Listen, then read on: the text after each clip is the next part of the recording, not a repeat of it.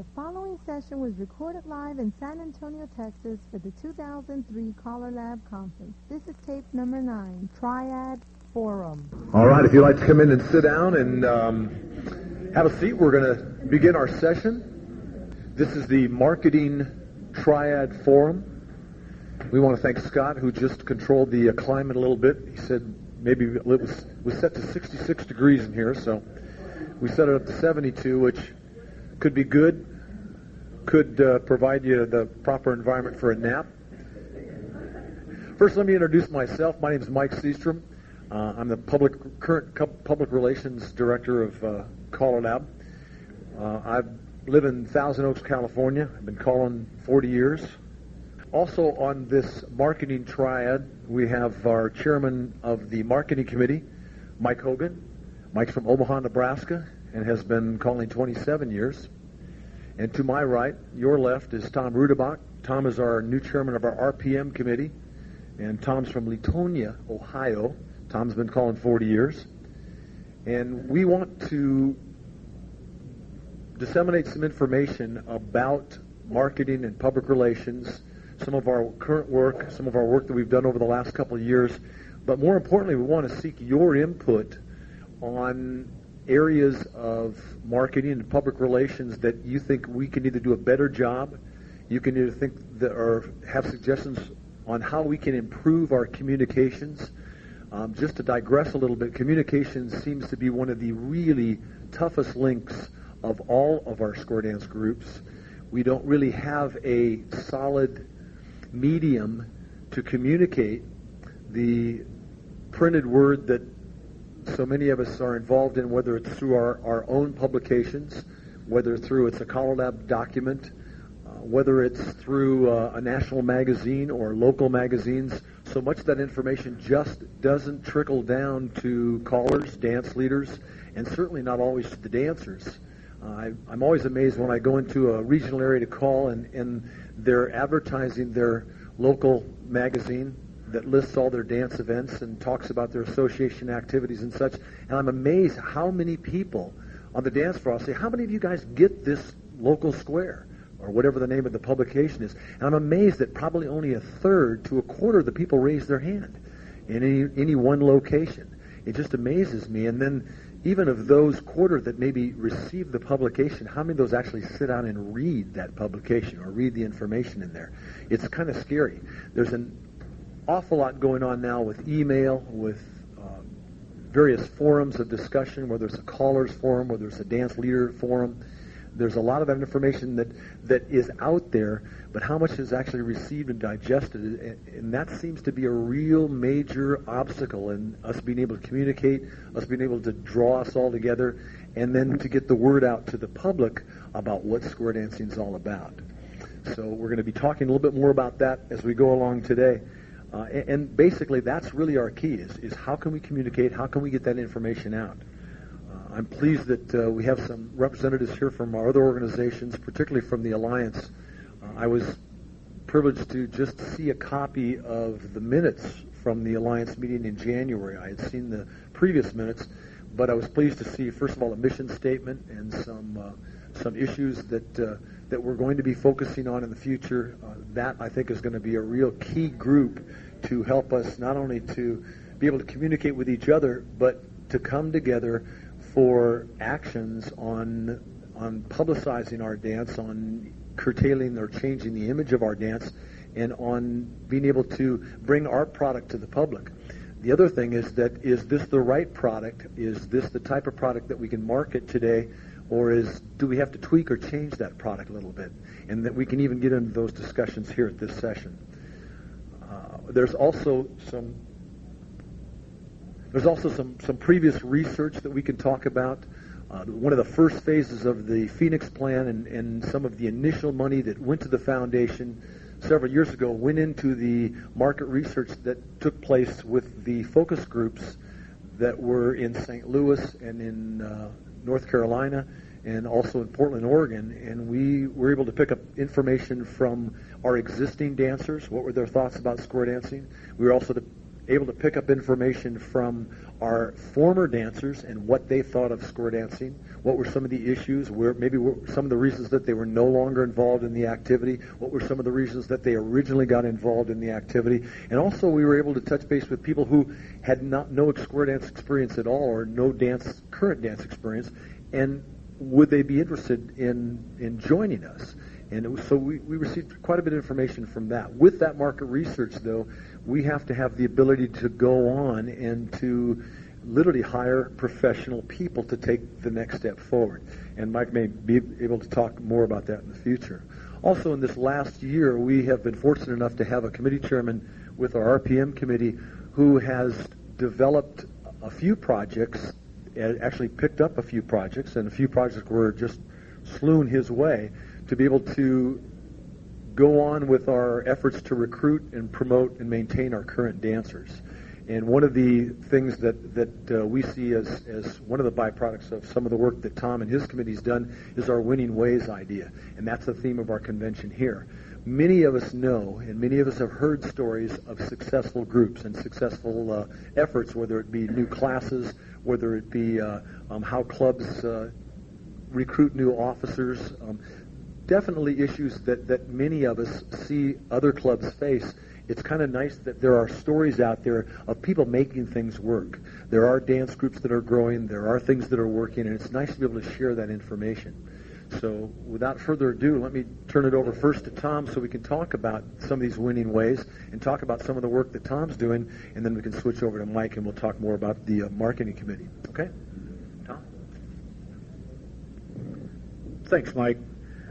As he mentioned, our theme for the convention and also is winning ways, and one of the things that the board of directors asked us to pursue and work on is a collection of winning ways stories. We're in the process of collecting those as we go forward. Right at the present time, I think in my file I have around 15 of them, and I know there are several more out there that we're compiling, and some of them have already been shared in the CALLERLAB Direction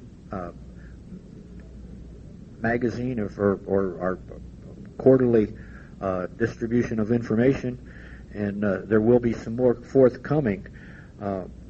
We are going to have these all compiled, the ones we have by the middle of next month. We're going to compile those and make them first available in addition to what's been in the direction at the National Convention in Oklahoma.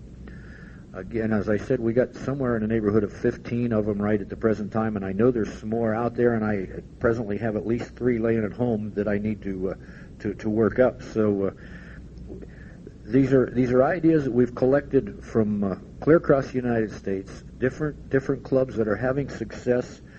And one of the things we ask when we put the word out that we wanted these is, no matter how great or how small your success is, if we have a club that hasn't had a new dancer group for 2 years and they have 2 couples, that's a success.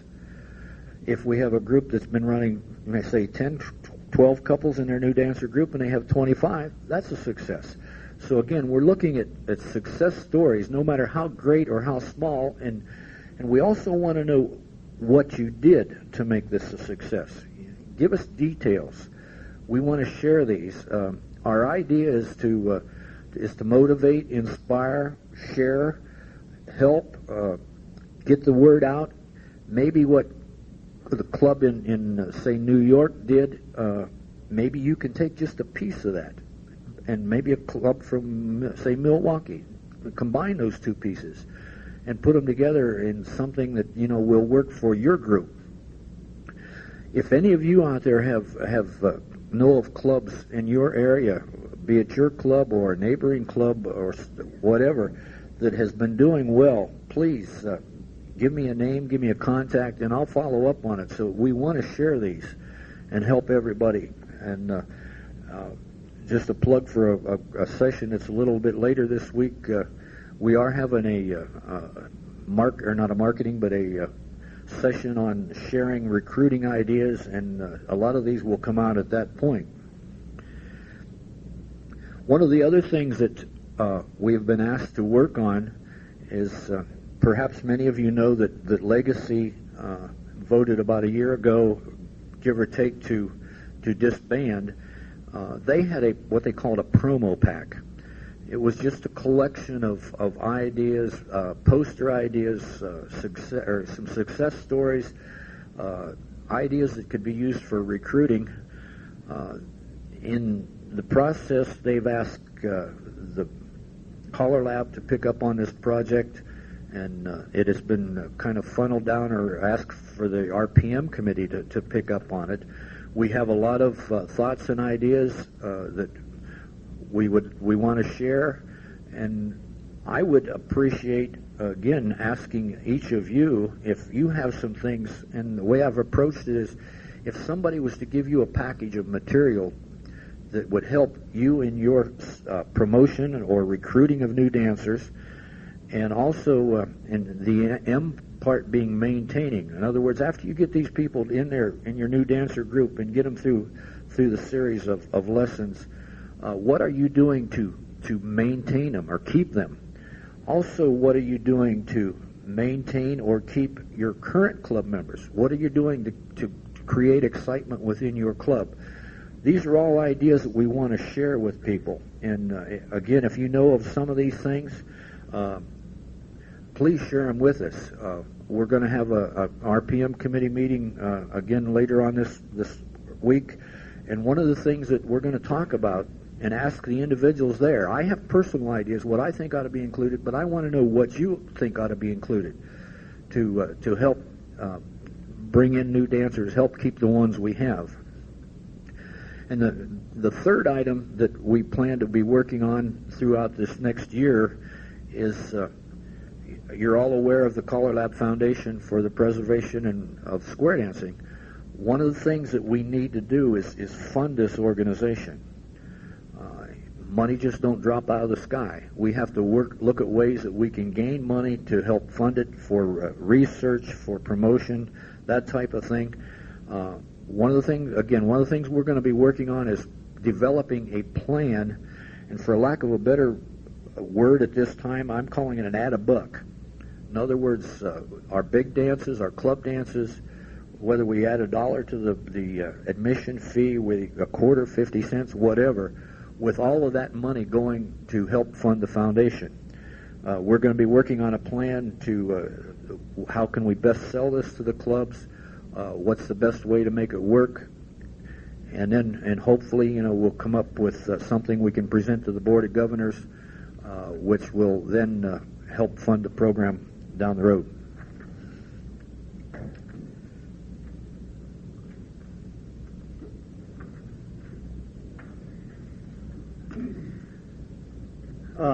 My involvement actually as chairman of the marketing committee is a little bit less defined, I guess.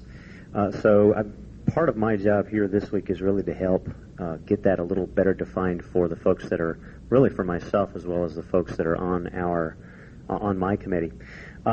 What our job is, as far as the marketing committee specifically, is it's our job to help in reaching to non-dancers.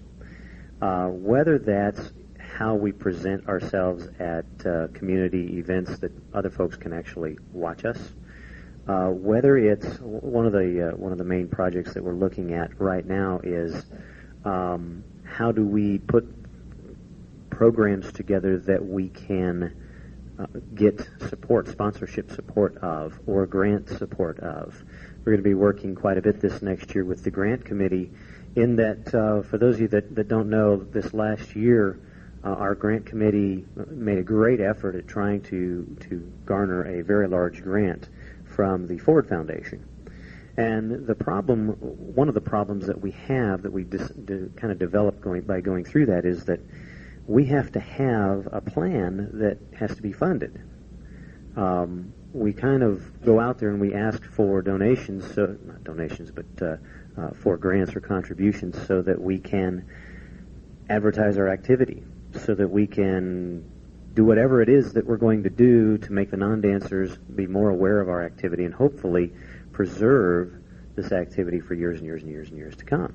but we don't have a specific plan of what it is we're going to do. If you said to me today, Mike, here's $100,000, I'll give it to you if you could tell me exactly how you're going to use it. Okay? It's going to be my committee's primarily responsible for figuring out how we're going to use that. Do we develop an educational training program that we're going to then get out to all of the teachers in the elementary schools who are now teaching our kids folk dancing, and they use they represent square dancing in that, and they do elbow swings, which is, and they use turkey in the straw, and they use a lot of information, a lot of material that is outdated, that actually tends to push the wrong image of square dancing. Ours is about really building a brand and kind of changing the brand for square dancing. What is it that people think of us that don't dance, that are not involved with the activity? We learned a lot through the research. The Phoenix Plan, the first phase of the Phoenix Plan, did a research project where we, and Mike referred to it earlier. Actually, there were two of them. There was an internet research piece that we did first where we talked to, I'm not sure how many thousands of internet users about our activity, and we found that actually the non-dancing public really doesn't think of square dancing as a bad thing. They think it's a good thing. By and large, the vast majority think it's a good thing. They just don't think it's something that they want to be involved with. And so we need to be able to talk about how do we get out to the non-dancing public that the square dance is a great physical activity. As people, especially we know as dancers are getting older, most of our dancers that are on the dance floor right now are very physically better off than their peers because they're involved in the activity. They're also mentally better off. Square dancing helps people keep sharp. Okay? Those are real positives about our activity that we're not telling the non-dancing public that's out there. So we have to develop how do we change how people think about our activity so that they're more open to the idea of joining it. Those are some of the things. You talked about the promo kit. Well, one of the things that the board of directors has asked that my committee take a look at is more of a how-to marketing kit. Not just, here's a great flyer, but here's why it's a great flyer. Here's the kind of people that you want to contact that are more likely to go ahead and post it and more likely to reach people that are really likely to get involved in our activity.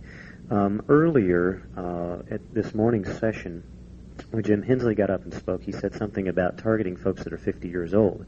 And I talked to a dancer earlier, or a caller earlier, and he said, do we really want to go after dancers that are 50 years old? Is that it? Well, the answer to that question, first of all, Jim wasn't suggesting that those are the only people that we go after. But when you're marketing and you have very limited resources, which we have, in fact, right now we have, in the terms of a national type of marketing program, we have no resources other than our own people, because we don't have anything near dollars that we could use to do some type of a national campaign, okay? So if you're very limited, you better come up with some programs that are very inexpensive, first of all. And secondly, for what few resources you really have, you better focus those resources on where you're going to have the most likely chance for success. And that most likely chance for success is folks that have been through the generations when they belong to organizations, they belong to clubs, and they like the social, and they can benefit from some of the things that we do. And don't have the opinion that our square dance activity is, I know this is on tape, so I hate to say this, but hick, okay? And that tends to be older folks. When I say older, I'm talking folks that are 40, 45, 50, 55 years old. Now, do we want to actively target 65 and 70-year-olds? I don't know. We sure could use them. I imagine there's some folks in this room that are probably in those age groups. Yeah. Okay? And we absolutely can use those dancers. Absolutely. So do we not want them? Of course we want them. Actively recruiting a 75-year-old to come and take lessons from us is not going to help us with the future of our activity as much as we would love it. So really, that's why he said 50, because 50 just is a kind of right in the middle of where we want to go. So let's use our limited resources and let's use them wisely and go after people that are above it, below it, but it's not going to do us a lot of good to go after a lot of 18 and 20-year-olds.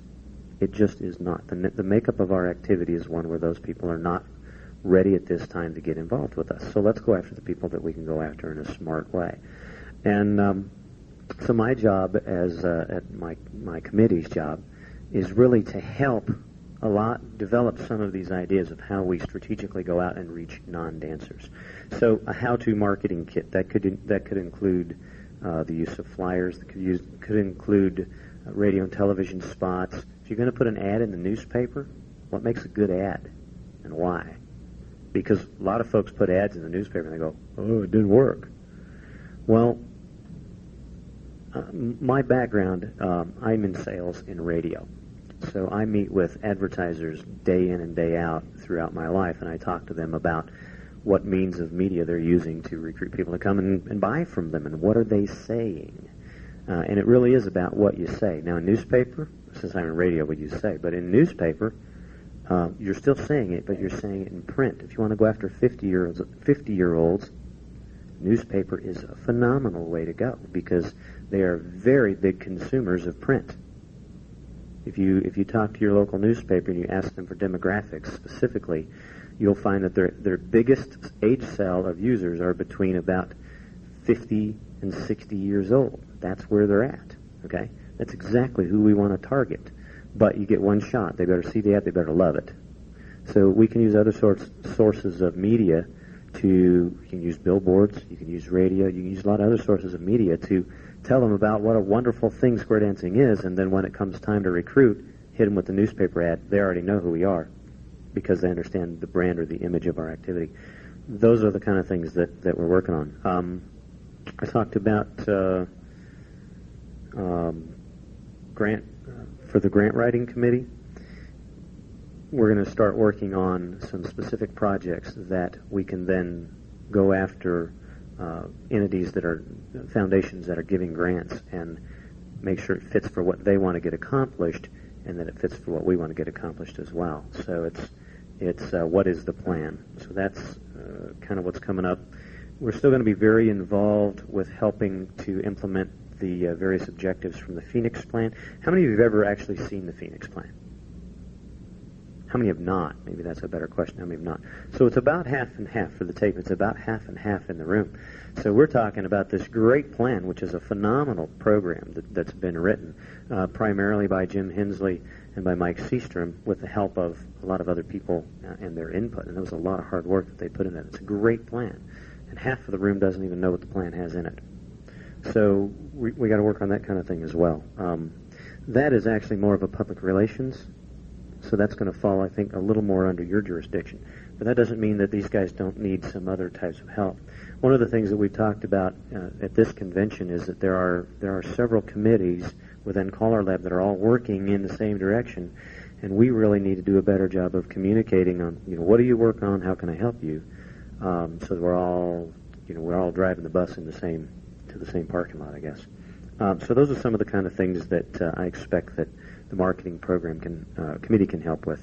I have a couple of other ideas that I'm going to share with the committee tomorrow afternoon in our meeting that I'd like for us to consider taking on, so I don't think it's probably appropriate for me to give those to you at this point. But we sure invite anybody that would be interested to come to the committee meeting tomorrow afternoon. I think it's at 1:45 anyway. It's in the yellow sheet. So, okay.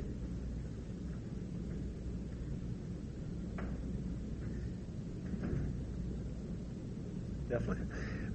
Yeah, the other thing that Tom just mentioned is that CALLERLAB now has a website. We're in the process of building that website as of this next year. One of the things we'll be working on is actually having our committees have a page on there where our committees are listed on our website. People that go to that website will be able to go to that section and pick out any committee, get that committee's information sheet, what they're currently working on, what they've been working on, what are some of their past accomplishments, and solicit input from people directly to our committees, whether they're involved with CALLERLAB or not. So it is a in development sort of thing that we are kind of getting into the electronic media a little bit more and being able to utilize that to not only get input but to get things accomplished at the same time. At this time, I'd like to open up to questions, comments, anything from anybody out there. And please, if you'd use a microphone, we've got 2 of them. Important thing is that we get this information on the tape, and if we can answer questions or anything like that, or comments, or get it some input, we'd love it. Gail, want to introduce yourself? Hello, I'm Gail Gordon. I'm from Martha's Vineyard, Massachusetts. I love that you are going to be putting the different committees on the website. I know that I looked myself just for this convention and was disappointed to not see that. So I think that's a great action plan. Also, the idea of linking us up to the world to really beef up that website. It's very nice and formal and attractive, but it's kind of plain. I think that there could be a lot more done to sort of make that fancy and catchy, and if we can link it up to the world, we'll have lots of people visiting that site and wanting to know what CALLERLAB's about, which can also, it's a secondary way to get to the square dancing non-dancers. Okay. The other thing I wanted to mention is a program called Smart Match Alliances. And what that is a way of hooking up with larger corporations or companies in a mutually beneficial way. So that, for example, one example of that would be McDonald's and Walt Disney World, or McDonald's and the movie industry, how they've hooked up. So you go to McDonald's, you'll get a little action figure from the movie that's currently being sold. And it might be interesting to do a brainstorming session where you think of the national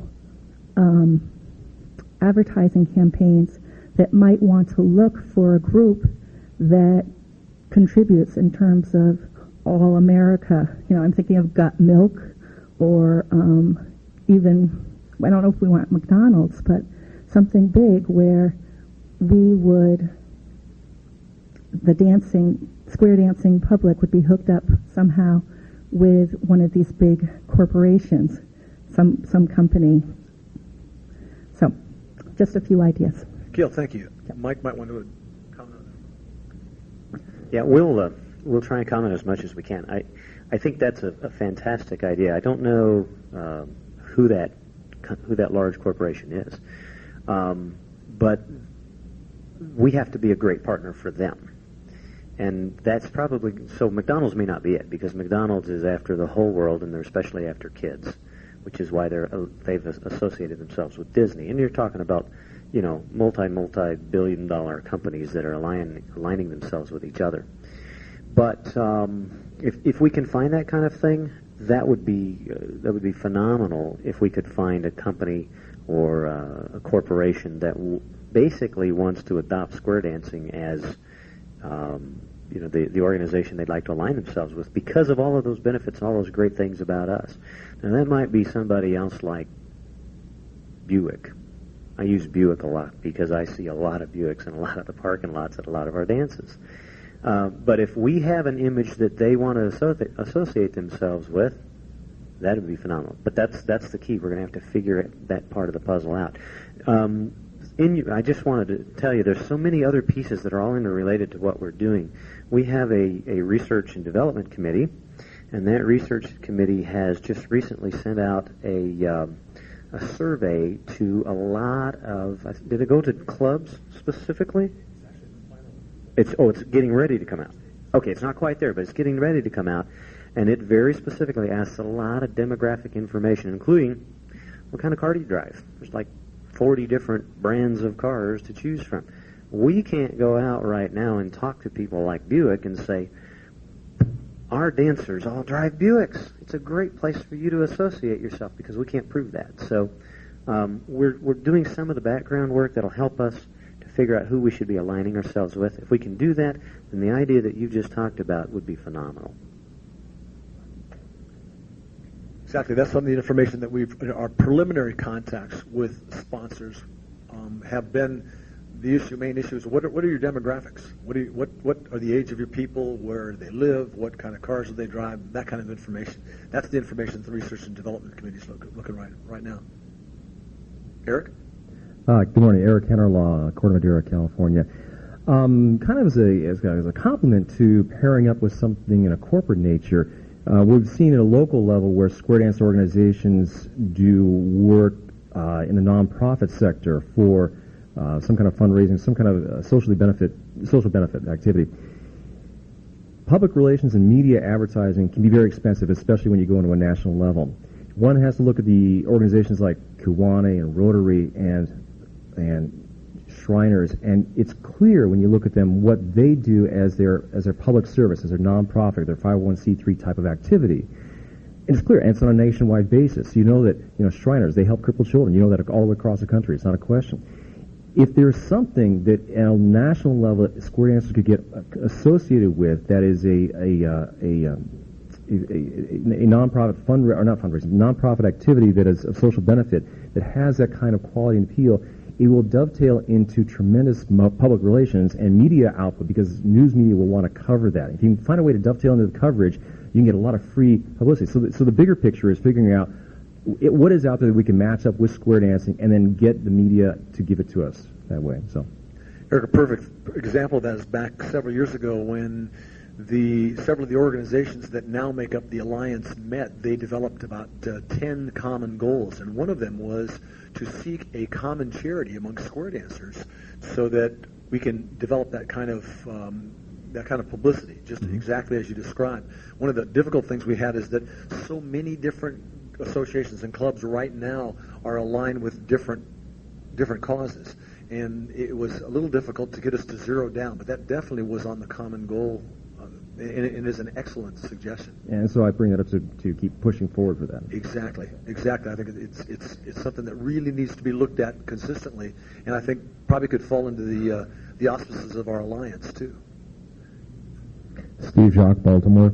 One thing I did this year was I targeted a high school in our area for high school students, and we got 2 squares out of it of high school students I told them if they took 12 weeks of lessons that I would take them out to like ESPN Zone or something for lunch. And then after that was completed, we started another 12 weeks with their parents. Rather than just targeting their parents, we went after the kids, and it just keeps growing from that point. The other thing I like to see is we have a great marketing tool with the national conventions and our local festivals we have, is to take a Saturday afternoon at either the nationals or a festival. Since we're in that area, advertise the Square Dance Convention coming to the area and open up a Saturday afternoon for a couple hours and do a first nighter for people, because those are great marketing tools right there for us. And I don't know if anybody's done it yet, but I've never seen it at a national or a local festival, which I think that would promote the square dancing and the people would get to see it while it's right there in their town. It's a good suggestion. Back in 1991, whenever the National Convention was in Salt Lake City, there outside the convention center, between the convention center and a major office building, was a area that we were able to put a speaker outside, and on their lunchtime, we had people wandering through who usually had their lunch in this area, and that's exactly what the local committee did, was to schedule one of these just fun time jump up, and so right after their lunch, we got a bunch of them up dancing, and they just had a great time. But there were other issues involved that I haven't seen it continued, but I think that's a wonderful idea. It's just, Chris? Yeah, good afternoon. Chris Pinkham from Hillsborough, New Hampshire.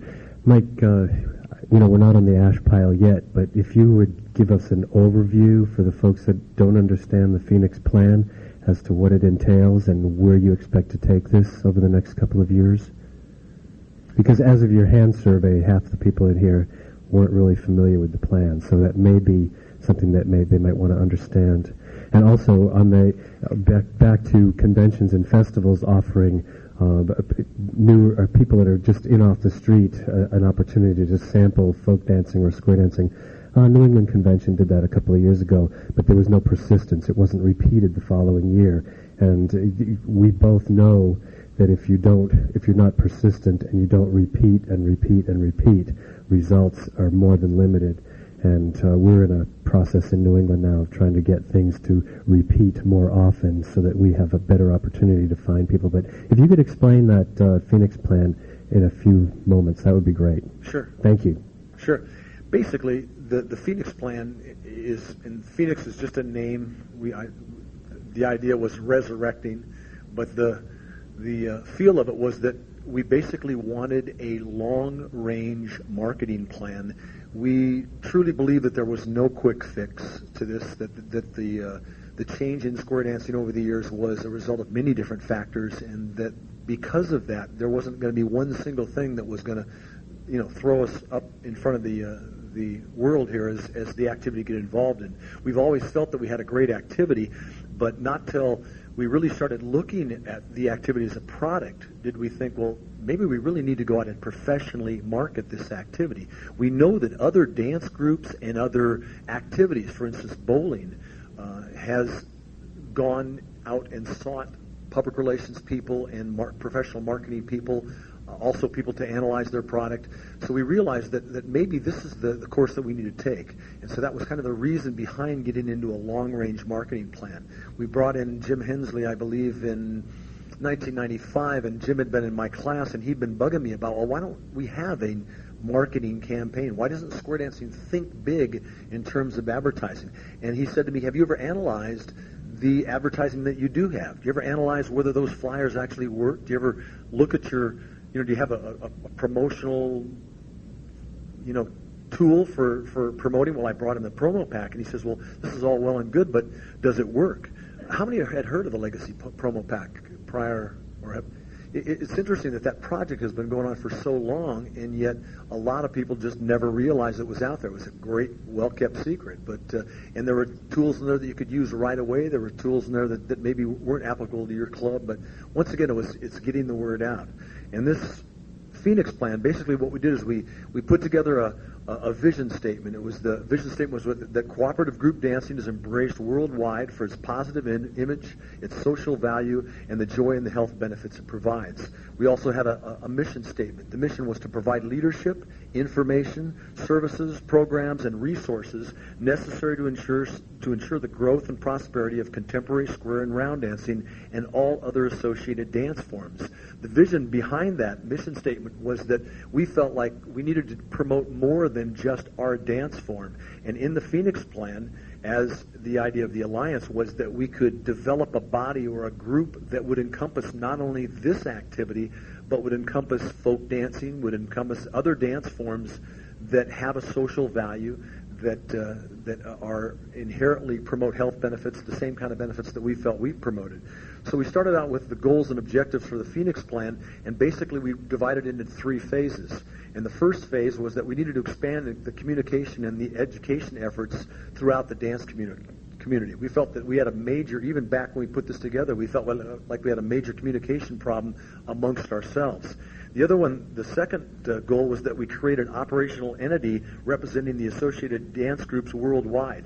Even early on, CALLERLAB felt like there was not a way that we could do this by ourselves, that we really needed outside help, and that we not only needed the groups in our own activity itself, but we needed to look outside the box a little bit to the National Teachers Association and to the National Dance Associations and look out there to see that there were groups out there trying to promote their dance at the same time.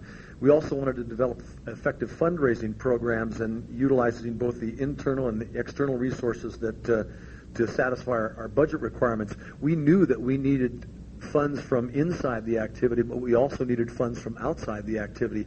What was out there in the form of grants, what was out there in the form of sponsorship. And we never thought about, I don't think, too much about actually getting outside corporate sponsors to help us out. The other thing is that we needed to carry out market image research throughout the Phoenix plan, but we really felt we needed professional people to do that. For an awful long time, I know just here in CALLERLAB, we have tried to tap the resources of our members, and we realized, boy, you hit a point where you can't progress any further, not only because there's there's a limited amount of resources out there, or a limited amount of talent amongst our members, but a limited amount of time to be able to apply that talent. We've got an association full of people that many of them not only carry out a full-time job, but call three or four nights a week, and so that limits their amount of time that they have to devote to projects like this. We also wanted to develop and refine and distribute some of the promotional packages to be used by local and regional groups for dancer recruitment and retention. We felt early on that if we could get lots of money from a sponsor, for instance, to go out and develop a national ad campaign or a radio or a television campaign would be crazy, because there was a lot of areas that we could not deliver our product. There's a lot of areas in the United States and all over the world that do not have square dancing. There's no leaders, there's no clubs in those areas, so we'd be dumping this money into advertisement and falling on deaf ears. We actually needed to develop local promotional packages where the groups that were now in existence could go out and promote their activity. The other objective behind that, too, was to find a way to research the materials that we were able to develop so that we could actually say these materials work. You know, this is the kind of advertisement that we have seen work in the past, and this is the way you do it. The other thing was to share market research information, to pick up the research information that had already been out there. There was a tremendous amount of research that was done in Australia, and although it might not totally apply to the U.S., we felt like, boy, here's some information that we might be able to use. And in addition to share any market research information that we had with other areas throughout the country. And that basically was the first phase of the Phoenix plan. The second phase got into recruiting advertising and public relations professionals. We really felt like we needed to find public relations people. Well, early on, some of the money that came to us was from associations and groups that had a marketing fund that might have been $5,000 or $2,000. But when those regional groups tried to go to local advertising professionals in their area with $2,000 or $3,000, they were kind of scoffed at and laughed at. This is not nearly enough.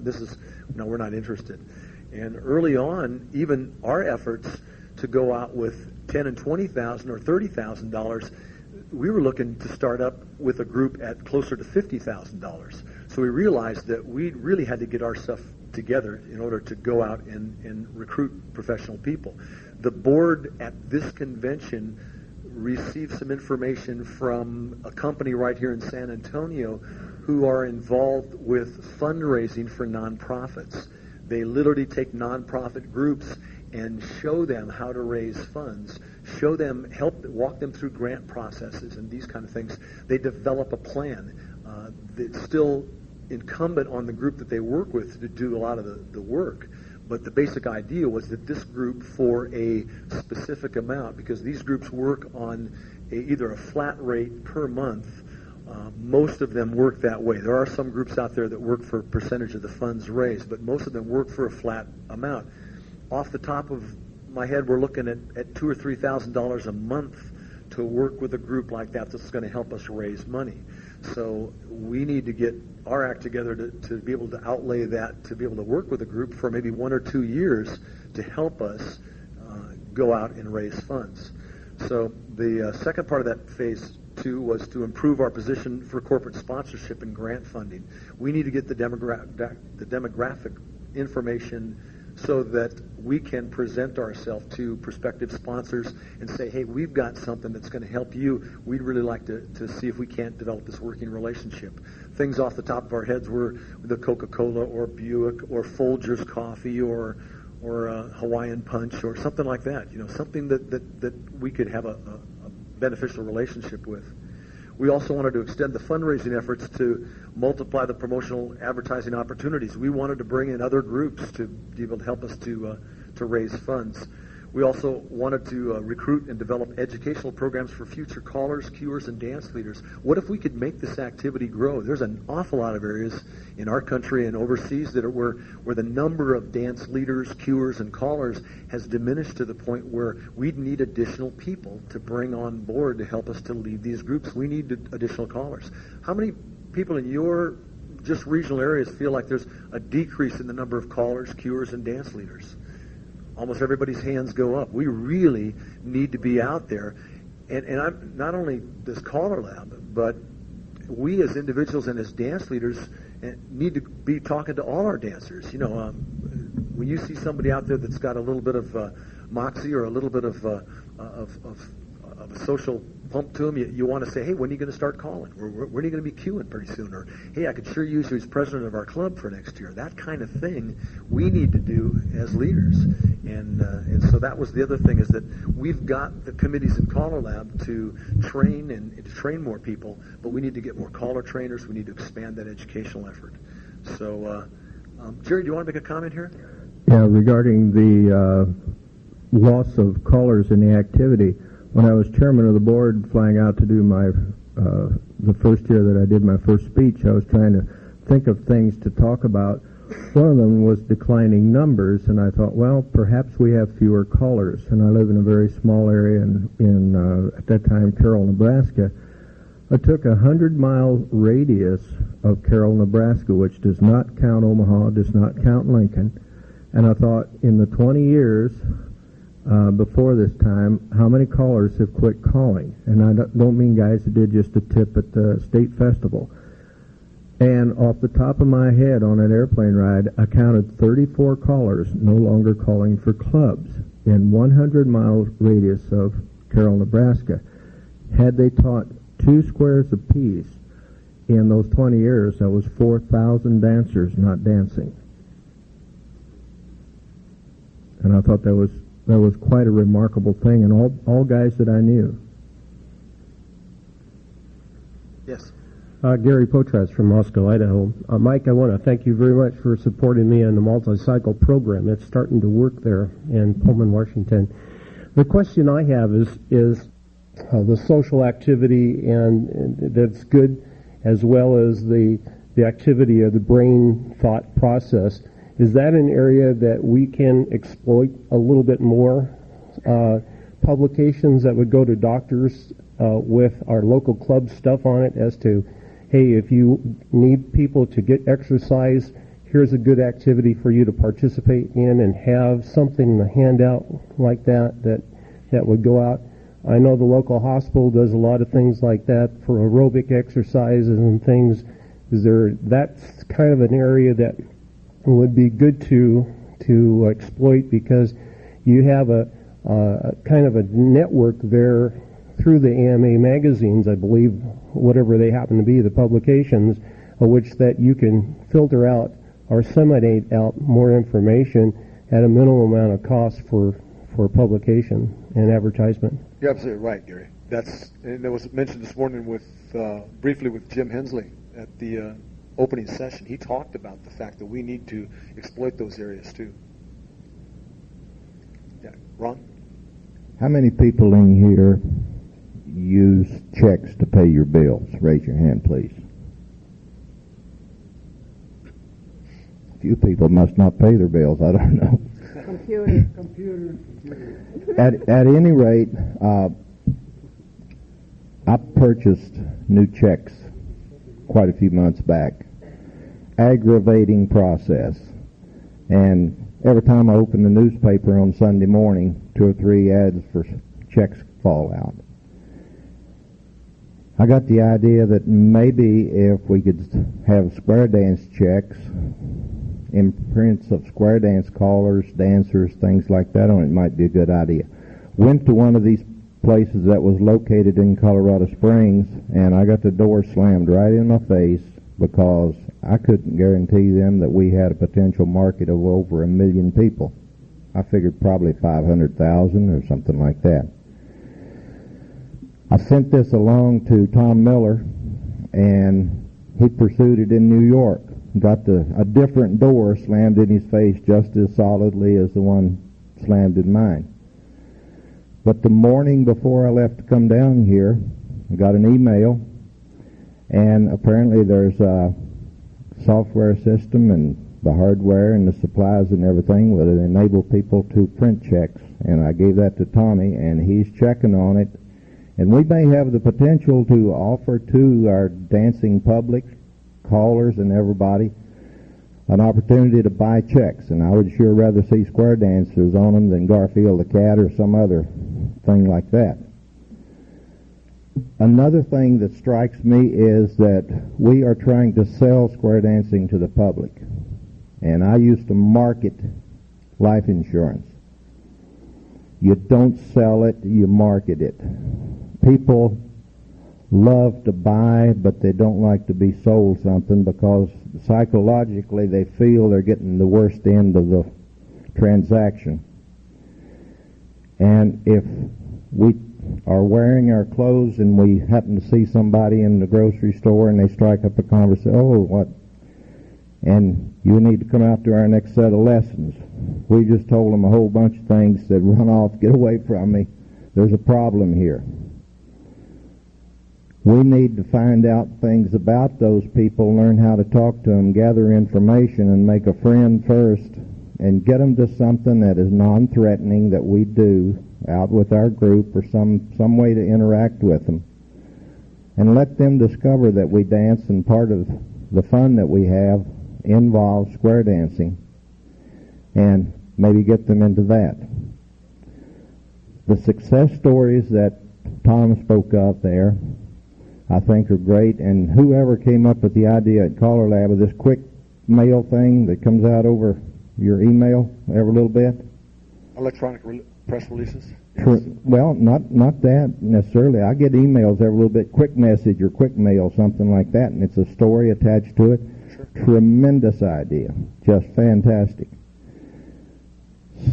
We mentioned showing people that activity is fun. In Castle Rock, Colorado, Bobby Riggs has a group of kids, and they perform.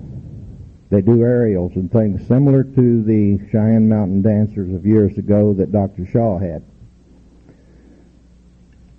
They dance for dancers. We need to have an organization or a group like that that dances for non-dancers and cause kids to want to do that. I think we make it too difficult for people to belong to the square dancing world. We need to get them involved earlier, and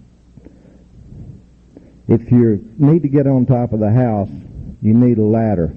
You don't step directly on top of the house to fix the roof. And that's almost what we're asking people to do coming in from a non-dancer status to a club dancer. We need to have clubs that people can come in and dance as long as they want to before they decide to come up to mainstream or jump to plus or something else.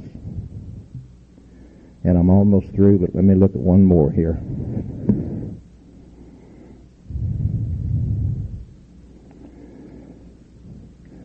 My brother was an insurance marketer also, and he had a business card that had the normal information that you put on a business card on the front of it. But on the back, he had a little phrase that helped him to market a lot of insurance, and it goes something like, if every wife knew what every widow knows, no man would be without adequate life insurance. If we could twist that around some way so that if every non-dancer knew what all dancers know, you'd be one of us. We might have something going. Thank you very much. Thanks, Ron. Just one comment on what he mentioned about people being in a comfort zone. If you go back and look at some of the success stories that we have got out, and again, we're only in the infancy stage of it, but I've talked to several people, and they're telling me that their new dancer group or their beginner group lessons, whatever you want to call them, those groups maintain or are larger than their club dances. This is telling us something. I think we need to take a good hard look at this. We can talk about mechanics, and I love to call some intricate stuff. But if we're losing dancers because of that, we have to make our dances fun. And obviously from these stories, our new dancer groups is the comfort zone for these people. I talked to somebody just last night that said that their new dancer group has 6 to 8 squares, and if they get 4 or 5 at their club dance, they're lucky. And these people, the new dancer group, are paying the same fee as the people that are learning. Yes. My name is Helen McConnell. I'm from Hendersonville, North Carolina. I'm a partner of a new caller, and if your area needs a new caller, because it's very difficult for him to break in where we are now. We're losing clubs. We're not losing callers.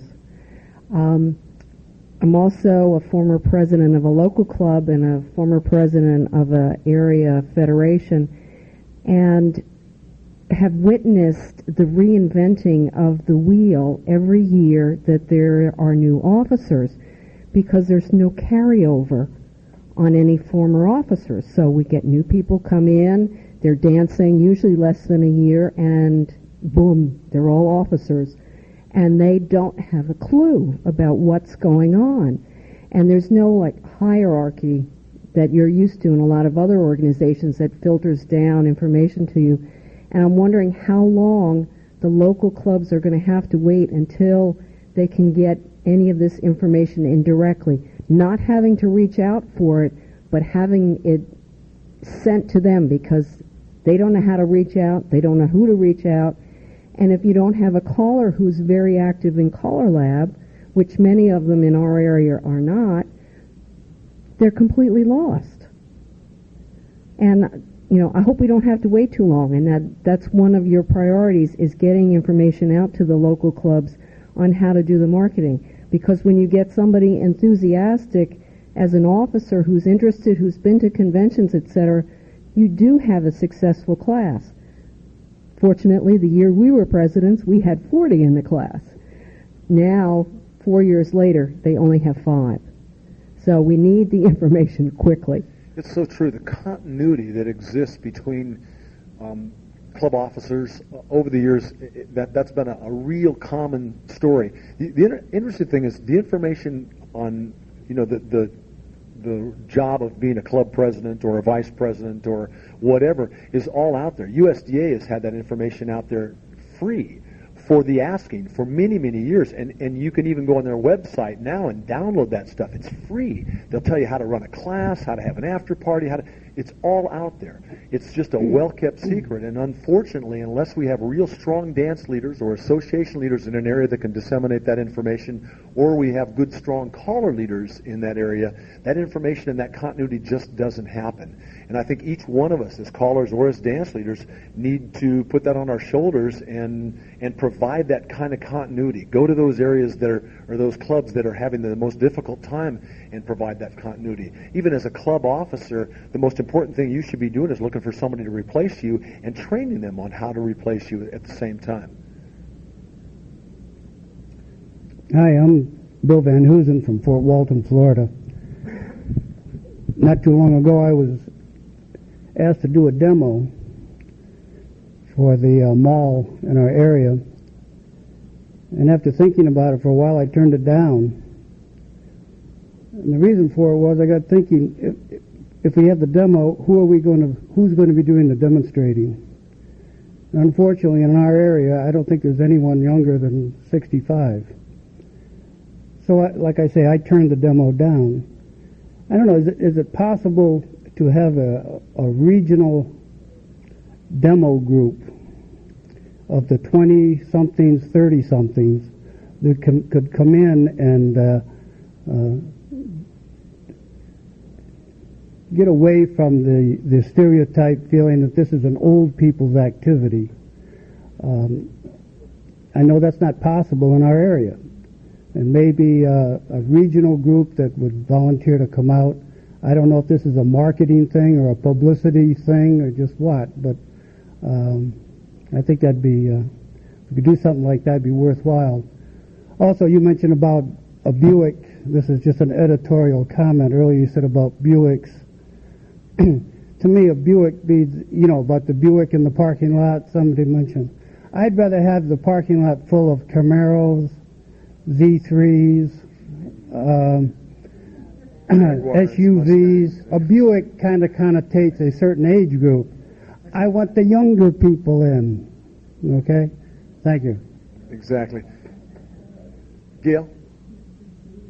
Gail Gordon again. Somebody somebody had a very good idea about hooking up with the hospitals, and we for a long time have been promoting the exercise aspect. The timing is really good right now, as there is a new food pyramid that is coming out of Mass General Hospital in Boston, and I believe it has Harvard School backing, where the bottom of the food pyramid is now exercise. It is not even a food group, but that is the new one that's coming out, and you're going to be hearing more and more about it. And it may be that, as well as hospitals, nutritional groups, nutritionists, may be using that. Here is one way to fill the base of your triangle, your food triangle, which is a daily recommendation. So if we could somehow get hooked up with those folks, that would be wonderful. You're absolutely right. It's a big issue in the United States. Government funding's out there for groups just like ours. It's positioning ourselves to be able to make that available to us. Hi, Eddie Harry from the Seattle area. Not only a caller, but president of Central Puget Sound Council. And for the last 5 years or so, I've been beating my head up against the wall trying to develop a marketing and advertising campaign for the Seattle area. A lot of the information that I'm hearing here today is the same information that I'm beating my head up against the wall with. Communication is really the thing there. Mike, you did our leadership thing here, what was it, last year before? I read the transcripts of that, and everything that you said there is the same thing that I had been thinking. But yet when it gets to the council level, those council people are looking to the national level to give them direction, and it's not filtering down. The advertising, we need to start at the grassroots level, make it and find a way of making it easier for people to talk to outside people. Graduating up to billboards, signage on buses. We've got a website, we've got a telephone number for the council, but nobody knows how to get to the website. We go to it, quite by mistake. And if we could develop something that would come back to the council and say, here's our ideas here, now you take it and run with it, we can start developing the local level and work our way from the bottom up rather than trying to do it from the top down. I agree. Absolutely true. That's one of the things that Tom was talking about with the promo packs. It's possible that those promo packs can be expanded so that a whole region can use it. But once again, it would be really nice, and part of the Phoenix plan had that element in it, to have stuff that's really test marketed, that is truly stuff that is effective as well as just something to use.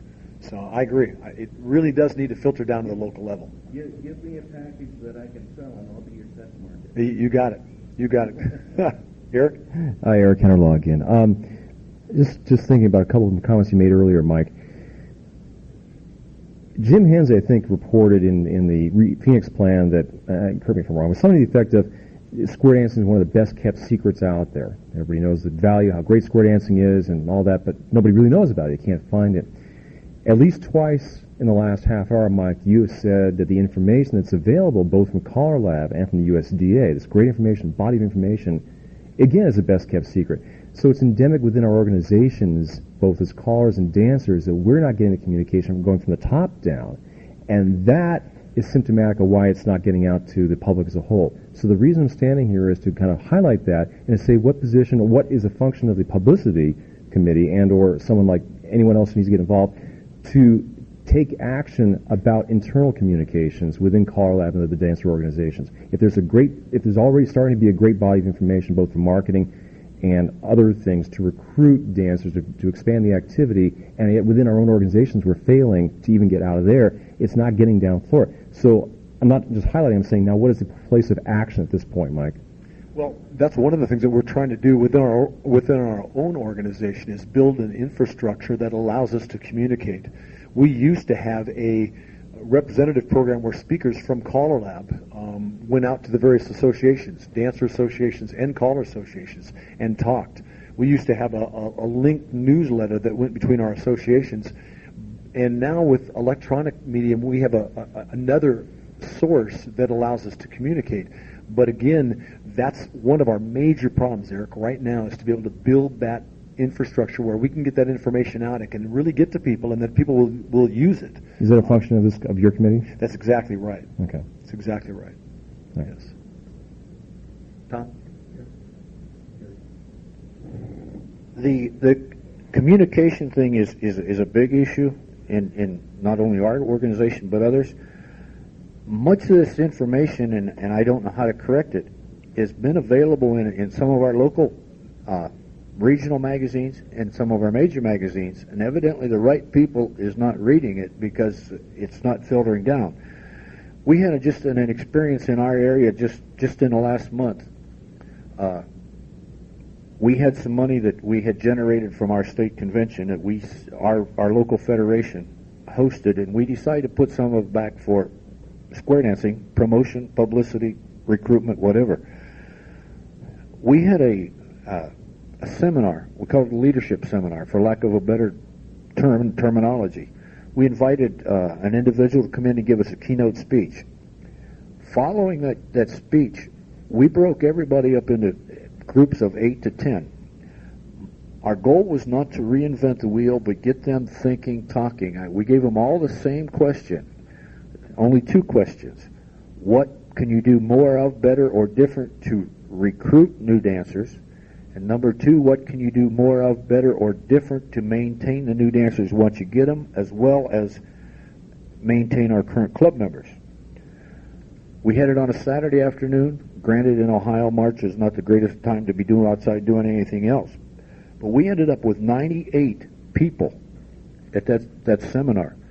Again, our goal was not to reinvent the wheel, but we got those people all talking and thinking, and if we only get 50% of them motivated, we got something rolling. And we had basically all of northeastern Ohio represented.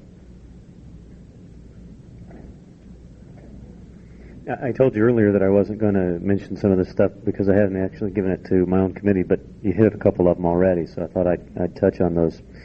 And really, the main one is I'd like to see us develop as a proposal that I'm going to suggest this tomorrow afternoon is I'd like to see us do specifically some test marketing of some marketing strategies, thereby actually identifying a few communities, regions, whether it be a specific market or whatever it is, that once we have written a specific promotional plan, then we identify a market that we actually want to go to really test the waters and really do what we have written and said will work, and actually research it and find out if it will work.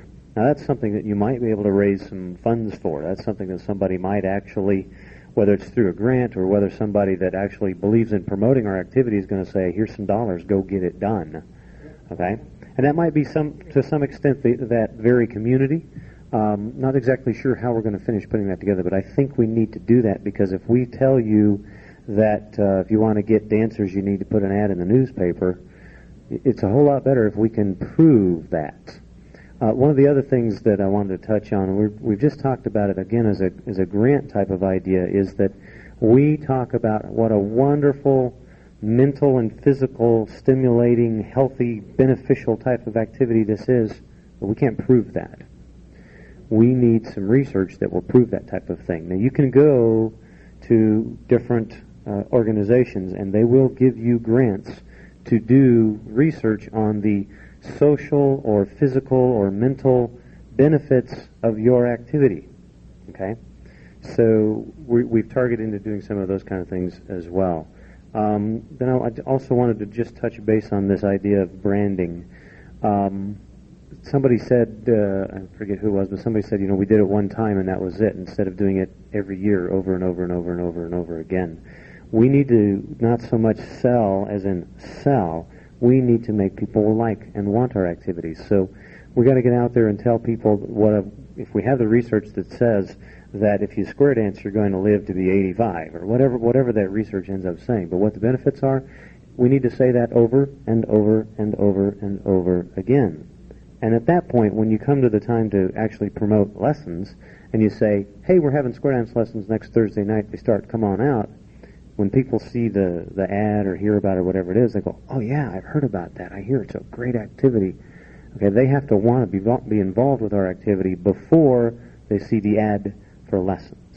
And so that's a long-term branding type of thing. That may mean that we have to align ourselves with some form of a philanthropic cause, which means we're going to have to come to an agreement that we can't support everything, so we have to find something that we can be of support of. Those things get us some great exposure at no charge. And then I just wanted to touch base real quickly on some dollars. And I'll give you an example, which I'll probably use a little bit more yet this weekend, or this week.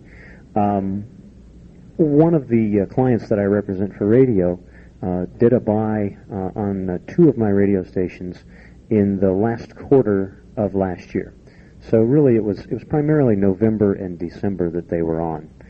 And this particular, in my market, which is Omaha, there are 23 commercial radio stations. There are 5 local television outlets, the 3 major networks, Fox and WB. There's also a very aggressive cable company, which is Cox Cable, and a lot of different things. This particular company decided to spend, with me, about $15,000 in about a 6-week period to promote their product. That happened to be Village Inn trying to get people to buy pies for the holidays. Now, we already know who Village Inn, when we say Village Inn, most of us understand that their key thing is pies. You know, they're open 24 hours, most of them, and they sell pies. So we already know what the product is. I mentioned Village Inn pies, French silk, and people's mouths start to salivate. Everybody already knows what those are about. Those guys spent $12,000 on 2 radio stations just to sell pies. So if we want to get out consistently on any kind of a national basis, I don't think that those of us that aren't really in the business as I am, I don't think I can even really grasp at this point the kind of dollars that it's going to take. So it's difficult when we talk to dancers about adding a buck, because we can't say, if you'll just add a buck to all of your entry level or to all of your dances and add maybe a couple bucks to all of your festivals, that suddenly we can turn this whole thing around. It's going to take a lot of dollars.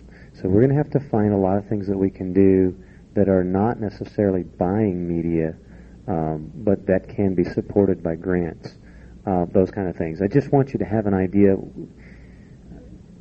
Sometimes you ask for money from people and they're like, well, why? What am I going to get out of it?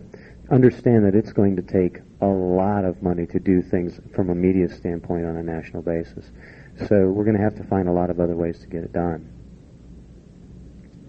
Yes, sir. Hey, Mike, you said before you were going to do a test market.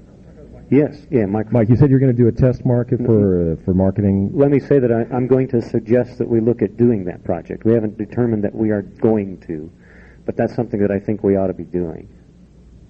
Yes. Oh, okay, you think you ought to be doing it? Yes.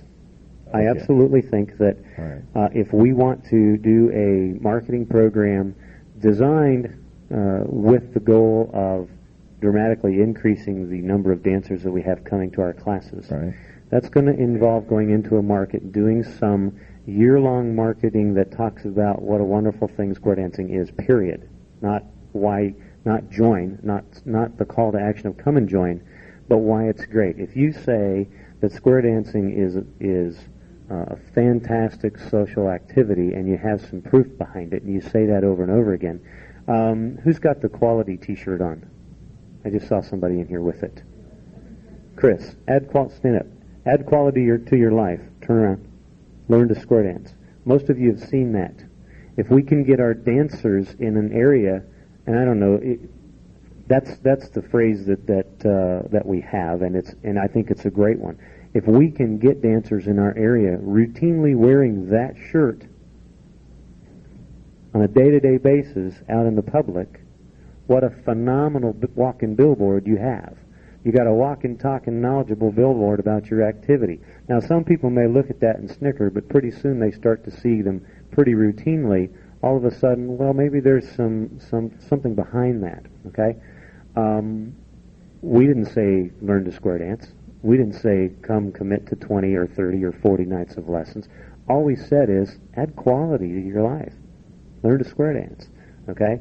Extend your life by being mentally and physically active.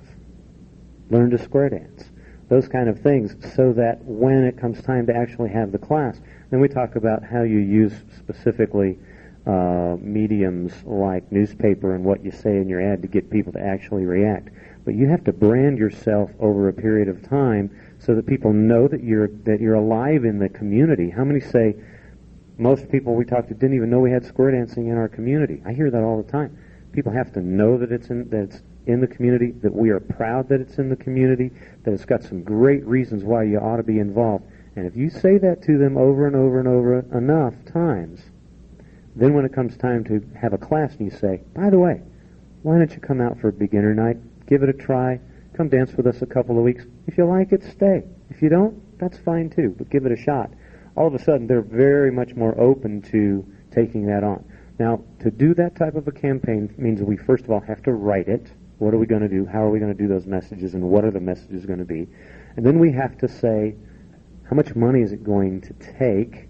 And we have to, if we're going to test market it, we got to have a community, whether it's a region, whether it's a federation in some state, whether it's a specific market, but we have to have a region that is going to get completely behind it, okay? We can't have 12 different clubs all doing 12 different things. There's no way that we can get a united front with that.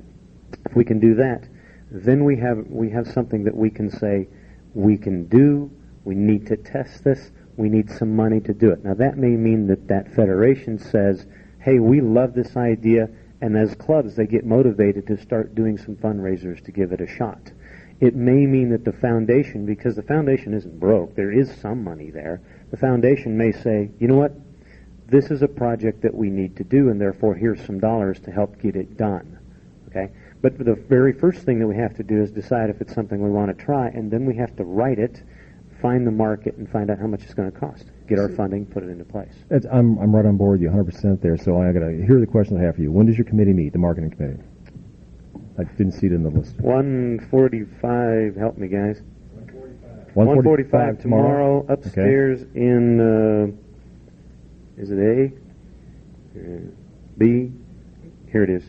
Yeah, Colonnade B. Wait a minute, it's Tuesday. I'm getting there. Tuesday, 10:45. Yeah, 10:45 Tuesday, Colonnade B. Okay. Okay, it'll be an open discussion a lot like this. So. The second question is, what's your time frame for coming to that decision? Do you expect a decision tomorrow? Yeah, I'm going to push for it. Great. I'll be there. Yes. I'm Erin Byers. I'm from Sacramento, California.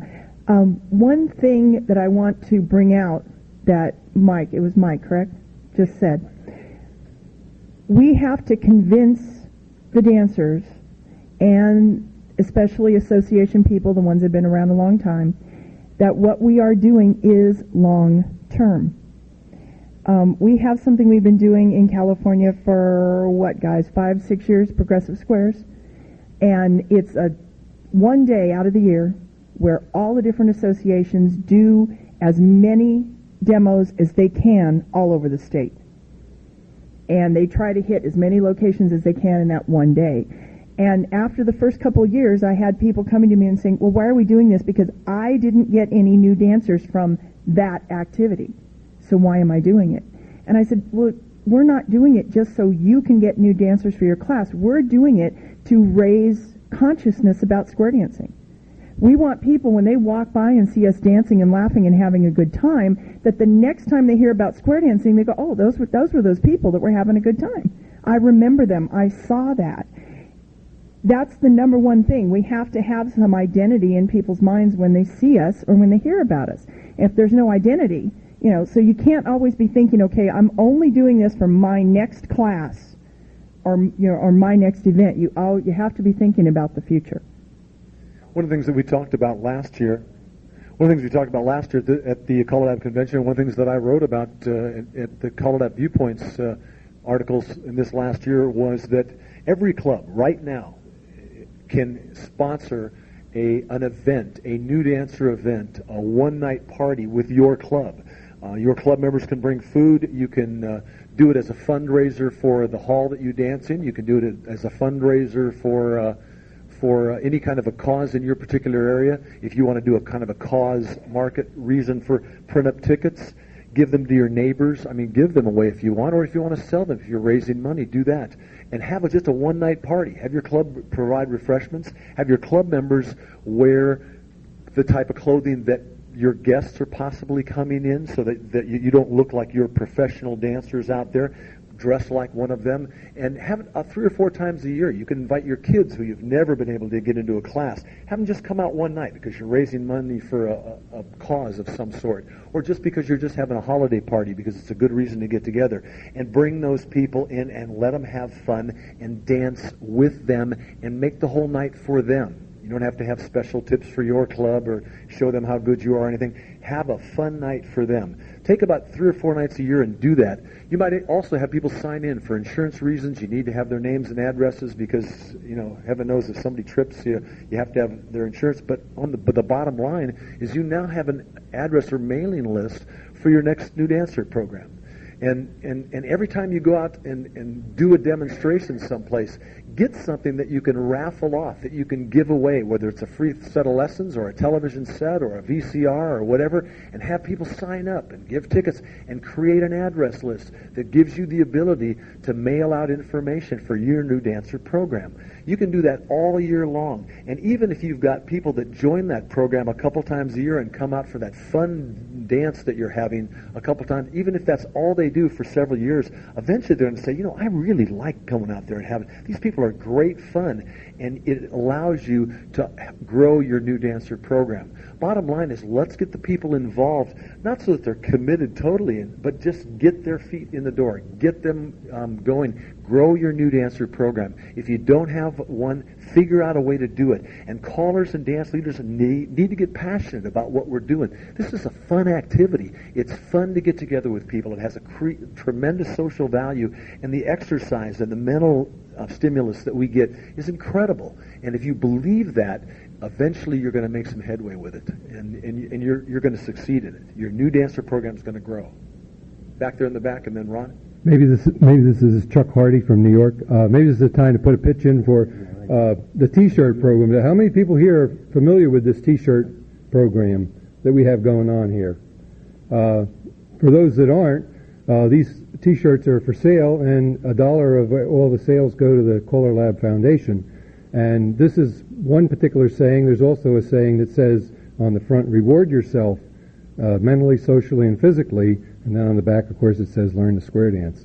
So, if you want to take a look at some of these shirts, they're in the vendor booths, and they're an easy way to promote our activity without really saying anything to the public. A lot of people don't have a gift for gab, so they can just wear a shirt and put our message out there. You're absolutely right. Ron? Ron Counts. If you do demos or you interact with the public and you have the capability to shoot a digital picture of those people, give them a business card that will show them how to contact your website, and tell them that all they have to do is contact that website. They can download that picture tomorrow so that they will have it. It's in the camera now. I'll transfer it onto my website tomorrow, and you can get on the website and download it. When they hit your website, you've got their email address and everything, and you've got a prospect to follow up on. They'll do that. It's quicker and easier, and I think more efficient than getting them to sign something. But if you don't have that capability, by all means, get them to sign something. Thank you. You bet. Chris? And then Eric? Yeah, Chris Pinkham again from Hillsborough, New Hampshire. What I am wearing now is what I wear to party nights and one-night dances. And just the shirt alone has been an excellent promotional tool. I'm an informal person. I'm not big on dressing up, but I can and do when asked to. The shirt I've had lots of people ask me about the shirt and where I got it and what am I doing. I'm taking order blanks back to New Hampshire for these shirts so that more people can wear them.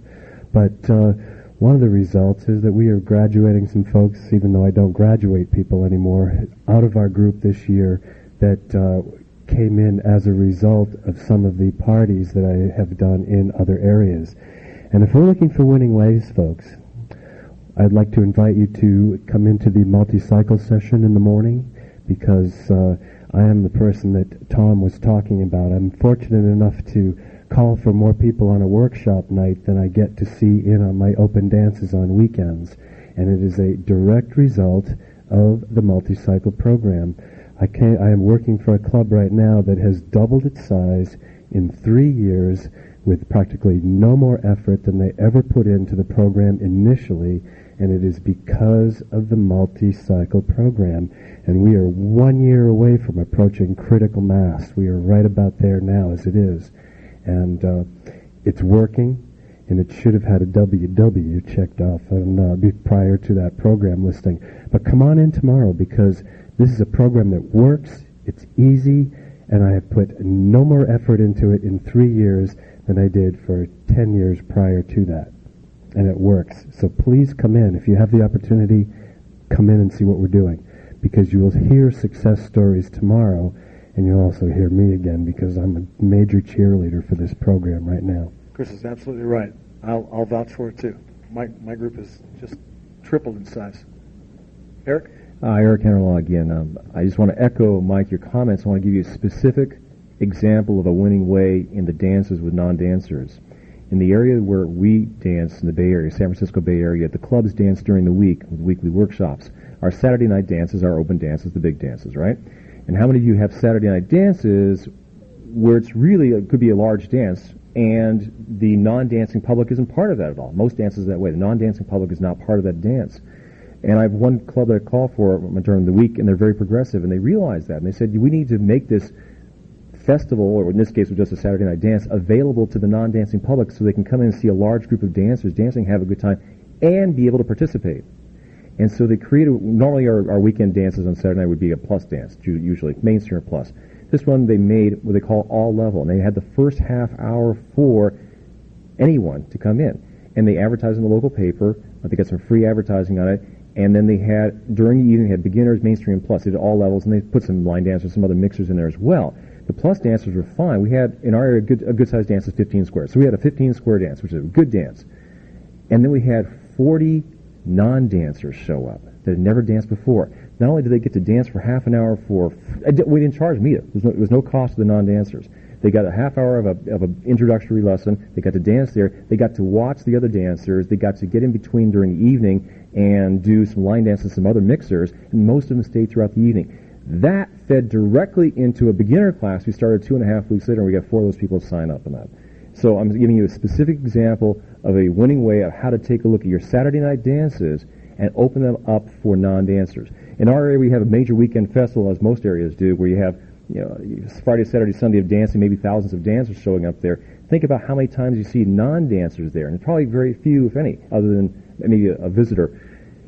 Our local festival, I'm working with the organizers to make part of the evening Saturday night, which is the big night usually for most festivals, and everybody's there, to get the non-dancing public in there for an introductory session, for a one-night stand section. We'll actually this year we have John Jones and Deborah Carroll Jones as part of our featured callers, and they'll have them participate in teaching the non-dancers. What this does is bring the non-dancers into an environment where there's thousands of dancers and lots of fun going on, and they immediately get brought into the activity and say, I love this, where can I sign up tomorrow?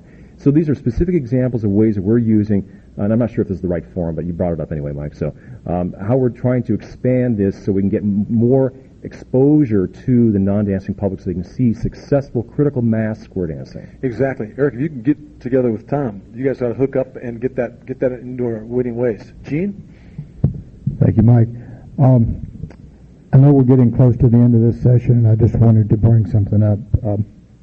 You had mentioned earlier in the program that Legacy was disbanding, but they have also requested that CALLERLAB take over part of their activities, and which one of them was the summit meeting that they hold at the Nationals each year. CALLERLAB will be holding a summit meeting for Legacy at the Oklahoma City Convention in June of this year. It's going to be on Thursday or Friday. I'm not sure what the scheduled time is, Jerry Reed will be sending out invitations to it. So if you're going to be in Oklahoma City, plan on attending that summit meeting. It is just a way to keep it from continuing and not losing that camaraderie that we get when we get together and talk. And also, just wanted to mention about over in North Carolina, our dancers support hospice. We have a statewide hospice program, and we started in 1995, and we have contributed over $400,000 to hospice in this short period of time. So these organizations will help you get your message out if you get with them, and it's a good way to promote square dancing. Thank you. You know, in summation, there are a lot of things going on right now, and it's a matter of being able to coordinate those efforts and make them happen. We have there's several foundations, 501c3 foundations that are in existence in our activity right now. CALLERLAB has one, the Foundation for Promotion of Preservation of Square Dancing.